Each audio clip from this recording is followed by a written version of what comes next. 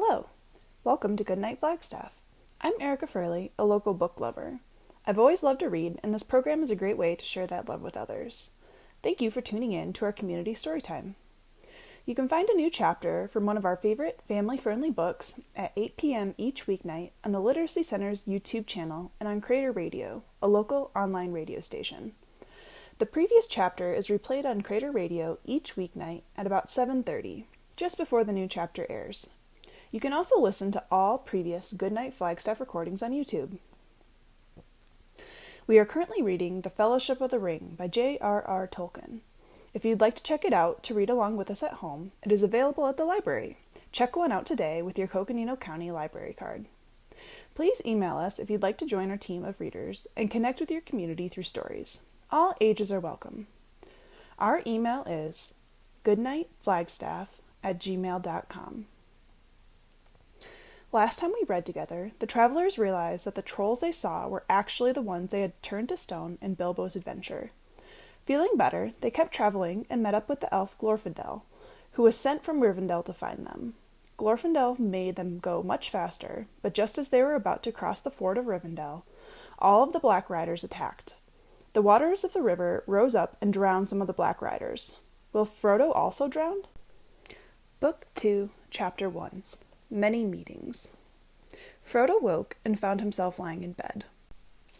At first, he thought that he had slept late, after a long, unpleasant dream that still hovered on the edge of memory. Or perhaps he had been ill? But the ceiling looked strange. It was flat, and it had dark beams richly carved.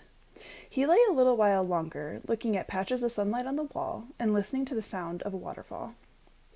"Where am I, and what is the time?" he said aloud to the ceiling.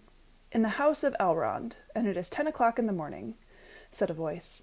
"It is the morning of October the 24th, if you want to know."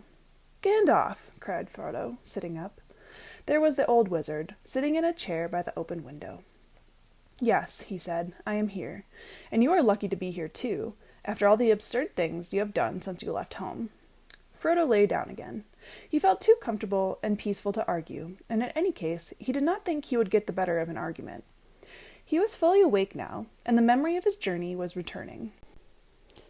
The disastrous shortcut through the old forest, the accident at the Prancing Pony, and his madness in putting on the ring in the dell under Weathertop.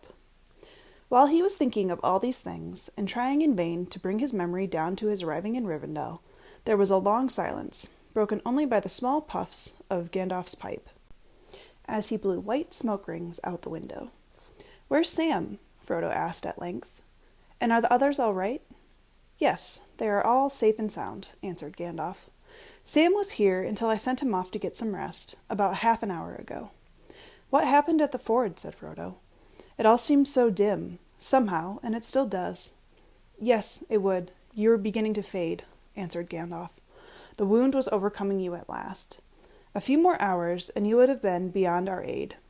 But you have some strength in you, my dear hobbit, as you showed in the barrow. That was touch and go, perhaps the most dangerous moment of all. I wish you could have held out at Weathertop." "You seem to know a great deal already," said Frodo. "I have not spoken to the others about the barrow. At first it was too horrible, and afterwards there were other things to think about. How do you know about it?" "You have talked long in your sleep, Frodo," said Gandalf gently, "and it has not been hard for me to read your mind and memory. Do not worry. Though I said absurd just now, I did not mean it. I think well of you, and of the others. It is no small feat to have come so far, and through such dangers, still bearing the ring." "We should never have done it without Strider," said Frodo. "But we needed you. I did not know what to do without you." "I was delayed," said Gandalf, "and that nearly proved our ruin. And yet I am not sure. It may have been better so. I wish you would tell me what happened. All in good time. You were not supposed to talk or worry about anything today, by Elrond's orders. But talking would stop me thinking and wondering, which are quite as tiring," said Frodo. "I am wide awake now, and I remember so many things that want explaining. Why were you delayed? You ought to tell me that at least." "You will soon hear all you wish to know," said Gandalf. "We shall have a council, as soon as you are well enough. At the moment, I will only say that I was held captive." "You?" cried Frodo. "Yes, I, Gandalf the Grey," said the wizard solemnly. There are many powers in the world, for good or for evil. Some are greater than I am. Against some I have not yet been measured. But my time is coming. The Morgul Lord and his black riders have come forth.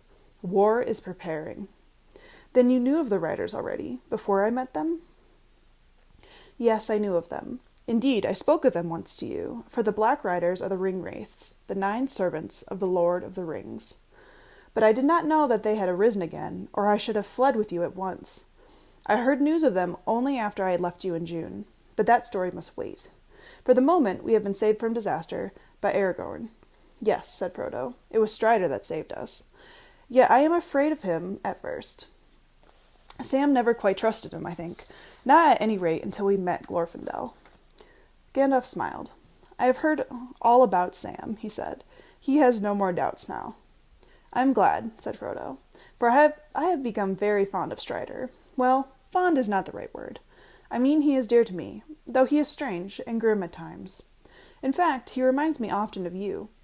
I didn't know that any of the big people were like that. I thought, well, that they were just big and rather stupid. Kind and stupid like Butterbur, or stupid and wicked like Bill Ferny. But then we don't know much about men in the Shire, except perhaps the Breelanders. You don't know much even about them, if you think old Barleyman is stupid, said Gandalf. He is wise enough on his own ground. He thinks less than he talks, and slower. Yet he can see through a brick wall in time, as they say in Bree. But there are few left in Middle-earth like Aragorn, son of Arathorn. The race of the kings from over the sea is nearly at an end. It may be that this War of the Ring will be their last adventure. Do you really mean that Strider is one of the people of the old kings? Said Frodo in wonder. I thought that they had all vanished long ago. I thought he was only a ranger. Only a ranger, cried Gandalf. My dear Frodo, that is just what the rangers are, the last remnant in the north of the great people, the men of the west.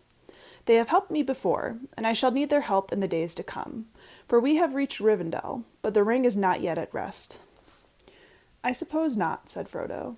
But so far, my only thought has been to get here, and I hope I shan't have to go any further. It is very pleasant to just rest. I have had a month of exile and adventure, and I find that has been as much as I want. He fell silent and shut his eyes. After a while he spoke again.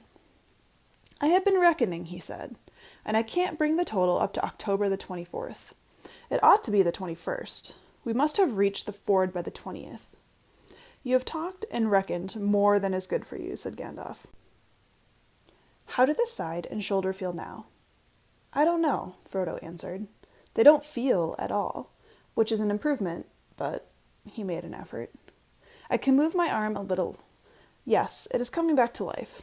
It is not cold, he added, touching his left hand with his right. Good, said Gandalf. It is mending fast. You will soon be sound again. Elrond has cured you. He has tended you for days, ever since you were brought in. Days? Said Frodo. Well, 4 nights and 3 days, to be exact.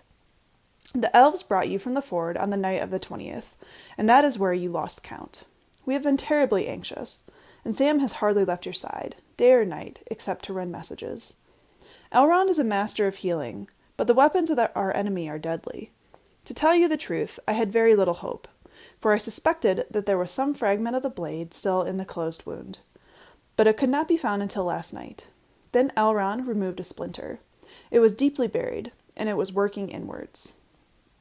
Frodo shuddered, remembering the cruel knife with notched blade that had vanished in Strider's hands. Don't be alarmed, said Gandalf. It is gone now. It has been melted, and it seems that hobbits fade very reluctantly.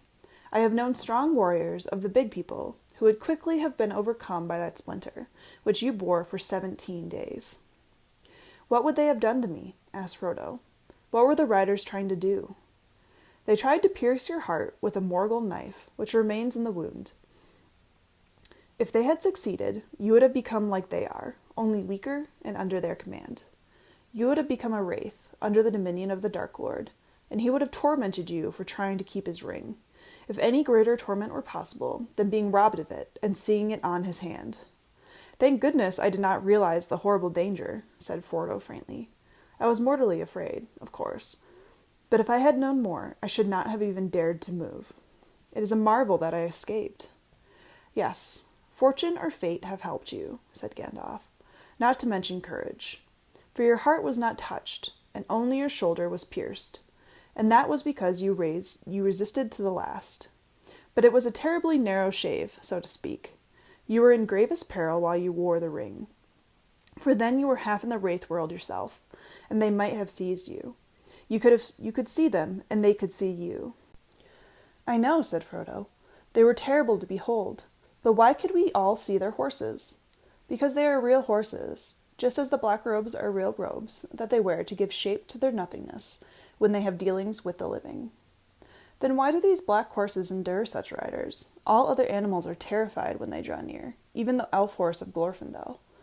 The dogs howl and the geese scream at them. Because these horses are born and bred to the service of the Dark Lord in Mordor. Not all his servants and chattels are wraiths. There are orcs and trolls, there are wargs and werewolves, and there have been, and still are many men, warriors and kings, that walk alive under the sun, and yet are under his sway, and their numbers are growing daily. What about Rivendell and the elves? Is Rivendell safe? Yes, at present, until all else is conquered. The elves may fear the Dark Lord, and they may fly before him, but never again will they listen to him or serve him.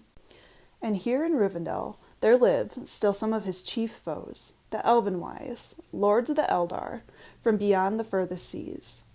They do not fear the ring-wraiths, for those who have dwelt in the blessed realm live at once in both worlds, and against both the seen and the unseen they have great power. I thought I saw a white figure that shone and did not grow dim like the others. Was that Glorfindel then?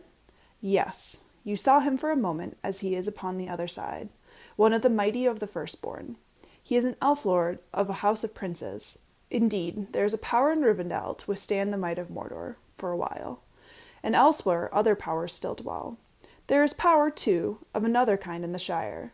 But all such things will soon become islands under siege, if things go on as they are going. The Dark Lord is putting forth all of his strength. Still, he said, standing suddenly up and sticking out his chin, while his beard went stiff and straight like bristling wire. We must keep up our courage. You will soon be well, if I do not talk to you to death. You are in Rivendell, and you need not worry about anything for the present. I haven't any courage to keep up, said Frodo, but I am not worried at the moment. Just give me news of my friends, and tell me the end of the affair at the ford, as I kept on asking, and I shall be content for the present. After that, I shall have another sleep, I think. But I shan't be able to close my eyes until you have finished the story for me. Gandalf moved his chair to the bedside and took a good look at Frodo. The color had come back to his face, and his eyes were clear, and fully awake and aware. He was smiling, and there seemed to be little wrong with him. But to the wizard's eye there was a faint change, just a hint, as it were, of transparency about him, and especially about the left hand that lay upon the coverlet. Still, that must be expected, said Gandalf to himself. He is not half as through yet, and to what he will come into the end not even Elrond can foretell. Not to evil, I think. He may become like a glass filled with a clear light for eyes to see that can. You look splendid, he said aloud. I will risk a brief tale without consulting Elrond, but quite brief, mind you, and then you must sleep again. For this is what happened, as far as I can gather. The riders made straight for you, as soon as you fled. They did not heed the guidance of their horses any longer. You had become visible to them, being already on the threshold of their world. And also the ring drew them. Your friends sprang aside, off the road, or they would have been ridden down. They knew that nothing could save you, if the white horse could not. The riders were too swift to overtake, and too many to oppose. On foot, even Glorfindel and Aragorn together could not withstand all of the 9 at once. When the ring-wraiths swept by, your friends ran up behind. Close to the ford, there was a small hollow beside the road, masked by a few stunted trees. There they hastily kindled fire, for Glorfindel knew that a flood would come down if the riders tried to cross, and then he would have to deal with any that were left on this side of the river.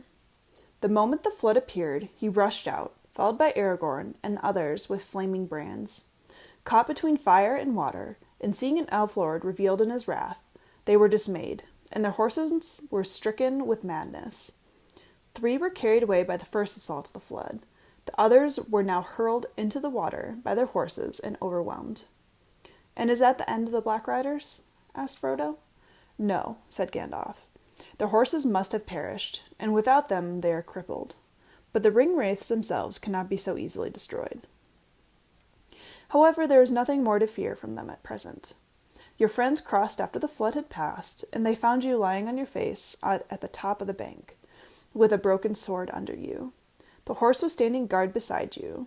You were pale and cold, and they feared that you were dead, or worse. Elrond's folk met them, carrying you slowly towards Rivendell." "Who made the flood?" asked Frodo. "Elrond commanded it," answered Gandalf. "The river of this valley is under his power, and will rise in anger when he has great need to bar the ford. As soon as the captain of the ringwraiths rode into the water, the flood was released. If I may say so, I added a few touches of my own. You may not have noticed, but some of the waves took the form of great white horses with shining white riders, and there were many rolling and grinding boulders. For a moment I was afraid that we had let loose too fierce a wrath, and the flood would get out of hand and wash you all away. There is great vigor in the waters that come down from the snows of the misty mountains." "Yes, it all comes back to me now," said Frodo. "The tremendous roaring. I thought I was drowning, with my friends and enemies and all, but now we are safe." Gandalf looked quickly at Frodo, but he had shut his eyes. "Yes, you are all safe for the present. Soon there will be feasting and merrymaking to celebrate the victory at the Ford of Brunnen, and you will all be there in places of honor." "Splendid," said Frodo.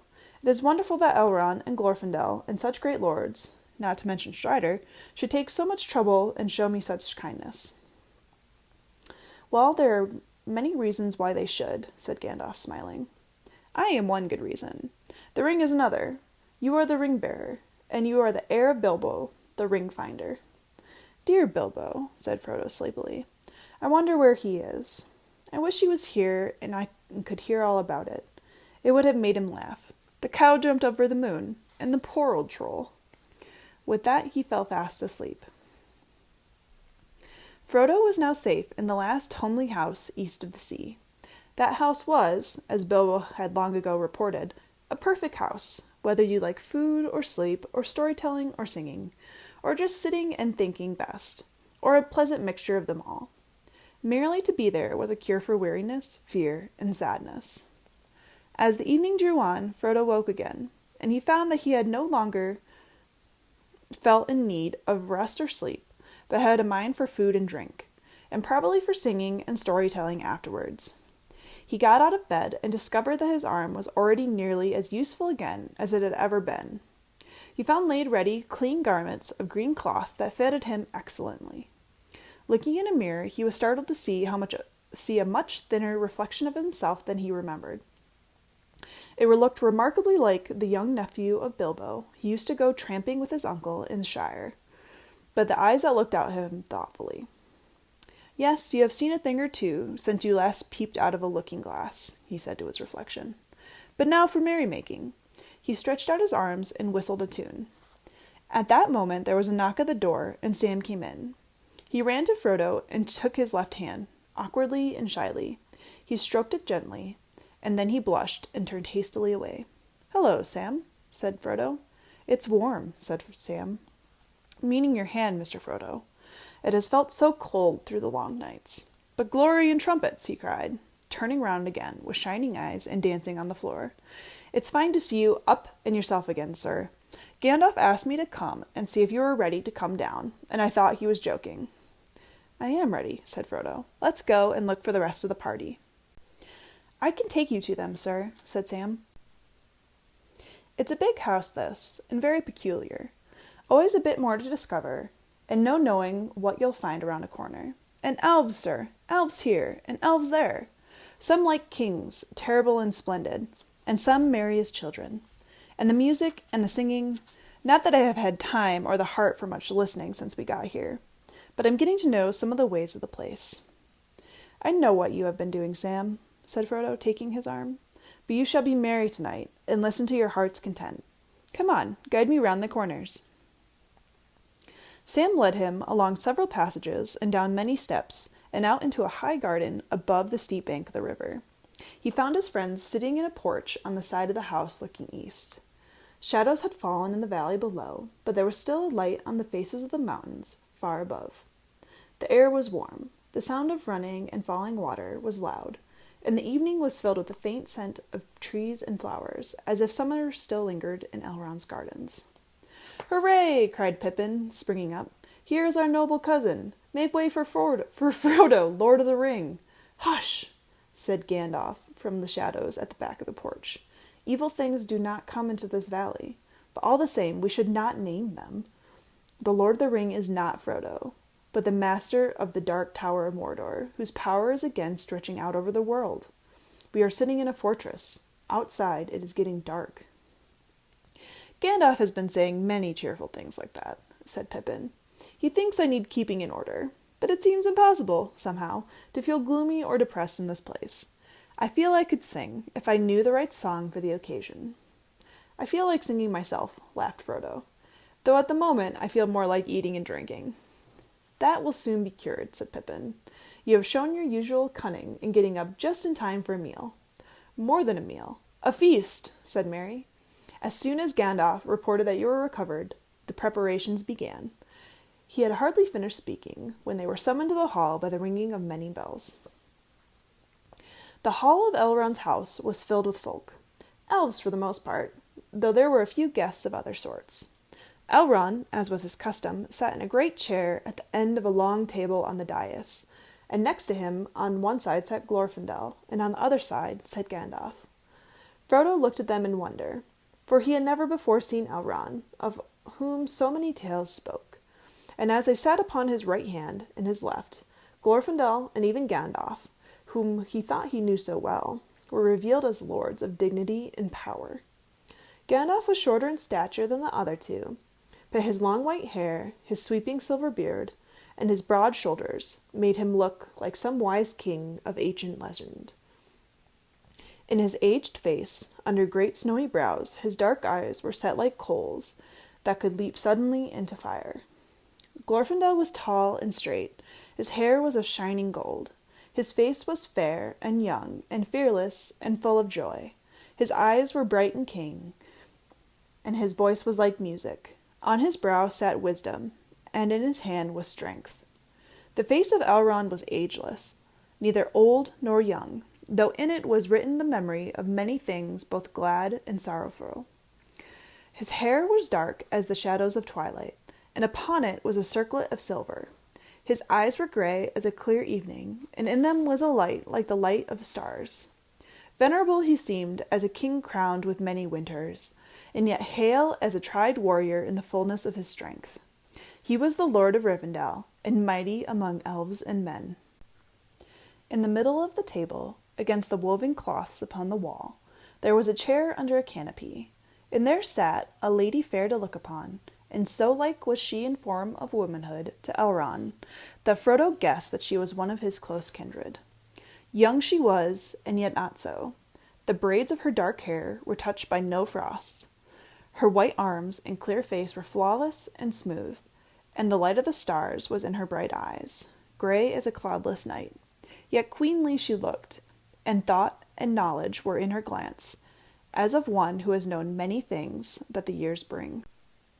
Above her brow her head was covered with a cap of silver lace, netted with small gems, glittering white, but her soft gray raiment had no ornament save a girdle of leaves wrought in silver.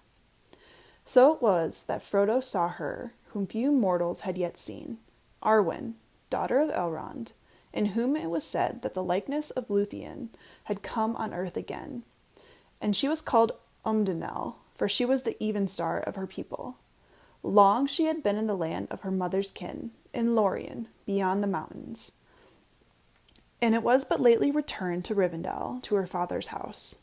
But her brothers, Elladan and Elrohir, were out among an errantry, for they rode often far afield with the rangers of the north, forgetting never their mother's torment in the dens of the orcs. Such loveliness in living thing Frodo had never seen before or imagined in his mind, and he was both surprised and abashed to find that he had a seat at Elrond's table among all these folk so high and fair. Though he had a suitable chair, and it was raised upon several cushions, he felt very small, and rather out of place. But that feeling quickly passed. The feast was merry, and the food all that his hunger could desire. It was some time before he looked about him again, or even turned to his neighbors. He looked first for his friends. Sam had begged to be allowed to wait upon his master, but had been told that for this time he was a guest of honor. Frodo could see him now, sitting with Pippin and Merry, at the upper end of one of the side tables close to the dais. He could see no sign of Strider. Next to Frodo, on his right, sat a dwarf of important appearance, richly dressed. His beard, very long and forked, was white, nearly as white as the snow-white cloth of his garments. He wore a silver belt, and round his neck hung a chain of silver and diamonds. Frodo stopped eating to look at him. "Welcome and well met," said the dwarf, turning towards him. Then he actually rose from his seat and bowed.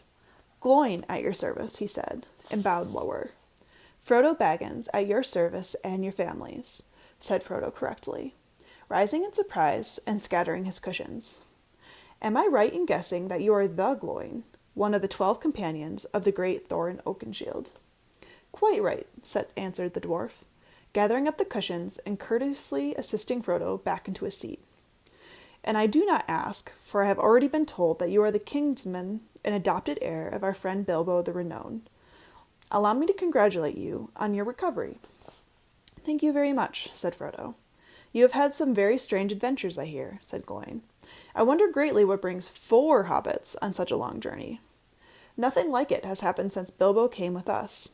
But perhaps I should not inquire too closely, since Elrond and Gandalf do not seem disposed to talk of this." "I think we will not speak of it, at least not yet," said Frodo politely. He guessed that even in Elrond's house, the matter of the ring was not one for casual talk, and in any case he wished to forget his troubles for a time. "But I am equally curious," he added, "to learn what brings so important a dwarf so far from the lonely mountain." Gloin looked at him. "If you have not heard, I think we will not speak of that either. Master Elrond will summon us all ere long, I believe, and then we shall all hear many things. But there is much else that may be told." Throughout the rest of the meal they talked together, but Frodo listened more than he spoke, for the news of the Shire, apart from the ring, seemed small and far away and unimportant, while Gloin had much to tell events in the northern regions of Wilderland. Frodo learned that Grimborn the Old, son of Bjorn, was now the lord of many sturdy men, and to their land between the mountains and Mirkwood neither orc nor wolf dared to go. "Indeed," said Gloin, "if it were not for the Bjornings, the passage from Dale to Rivendell would long ago have become impassable. They are valiant men, and keep open the high pass and the ford of Corrac.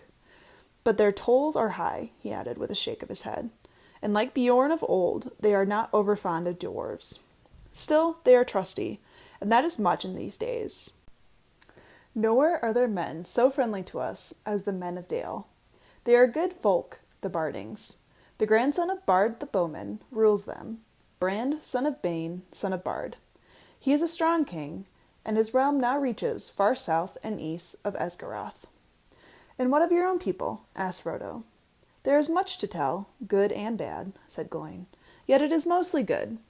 We have so far been fortunate, though we do not escape the shadow of these times. If you really wish to hear of us, I will tell you tidings gladly. But stop me when you are weary. Dwarfs' tongues run on when speaking of their handiwork, they say." And with that, Gloin embarked on a long account of the doings of the dwarf kingdom. He was delighted to have found so polite a listener, for Frodo showed no sign of weariness, and made no attempt to change the subject, though actually he soon got rather lost among the strange names of people and places that he had never heard of before. He was interested, however, to hear that Dane was still king under the mountain, and was now, having passed his 250th year, venerable and fabulously rich. Of the 10 companions who had survived the Battle of the 5 Armies, 7 were still with him: Dwalin, Gloin, Dori, Nori, Bifur, Bofur, and Bombur. Bombur was now so fat that he could not move himself from his couch to his chair at the table, and it took him 6 young dwarfs to lift him. And what became of Balin and Ori and Oin? Said Frodo. A shadow passed over Gloin's face. We do not know, he answered. It is largely on account of Balin that I have come to ask the advice of those who dwell in Rivendell. But tonight let us speak of merrier things. Gloin began to talk of the works of his people, telling Frodo about their great labors in Dale and under the mountain. We have done well, he said, but in metalwork we cannot rival our fathers, many of whose secrets are lost. We make good armor and keen swords, but we cannot again make mail or blade to match those that were made before the dragon came. Only in mining and building have we surpassed the old days. You should see the waterways of Dale, Frodo, and the fountains, and the pools. You should see the stone-paved roads of many colors, and the halls and cavernous streets under the earth, with arches carved like trees, and the terraces and towers upon the mountain sides. Then you would see that we have not been idle. I will come and see them, if I ever can, said Frodo. How surprised Bilbo would have been to see all the changes in the desolation of Smaug. Gloin looked at Frodo and smiled. You were very fond of Bilbo, were you not? He asked. Yes, answered Frodo. I would rather see him than all the towers and palaces in the world. Thank you for tuning in. Join us next time for the second part of Chapter 1 in Book 2 of The Fellowship of the Ring. Good night, Flagstaff.